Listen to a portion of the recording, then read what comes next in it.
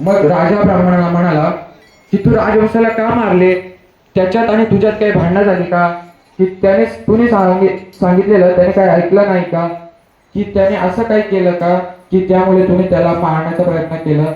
मग ब्राह्मण राजाला म्हणाला की असं तर काही नाही झालं, उलट त्याने माझी राहण्याकरता सोय केली, मला झोपण्याकरता पानाफुलांची गादी तयार केली, मला पाण्याची व्यवस्था केली, मला रात्री अपरात्री कोणी हिंस्र प्राणी येऊ नये म्हणून तो माझ्या बाजूला त्याने मला पहारा दिला, मला धन मिळवण्याकरता त्याने आपल्या जवळ पाठवले.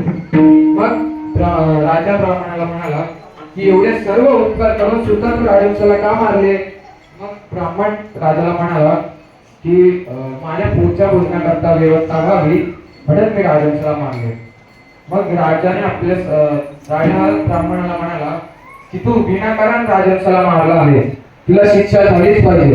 राजाने आपल्या सैनिकांना आदेश दिले की याचे तुकडे तुकडे करा व राक्षसाच्या बाहेर कोल्ह्या कुत्र्यांना खाण्याकरता फेका. सैनिकांनी त्याचे तुकडे तुकडे केले व राक्षसाच्या बाहेर कोल्ह्या कुत्र्यांना खायला घातले. पण त्या कोल्ह्या कुत्र्यांनी त्या मांसाला शिवलं सुद्धा नाही. मग कोणीना ते मांस खाल्ल्यामुळे त्याचा वास राज्यात पसरू लागला. राजाने आपल्या सैनिकांना विचारले की एवढा घाणेरडा वास कशाचा येतोय? मग सैनिक राजाला म्हणाला की ज्या ब्राह्मणाला राजवंशाने पाठवले होते त्याचे आपण तुकडे तुकडे केले तर ते मांस कोणी न खाल्ल्यामुळे त्याचा वास राज्यात पसरू लागला. मग राजा सैनिकांना म्हणाला की कोल्ह्या कुत्र्यांनी तर नाही खाल्लं ना, आपल्या राक्षसांकडून हे मांस संपायला लावा.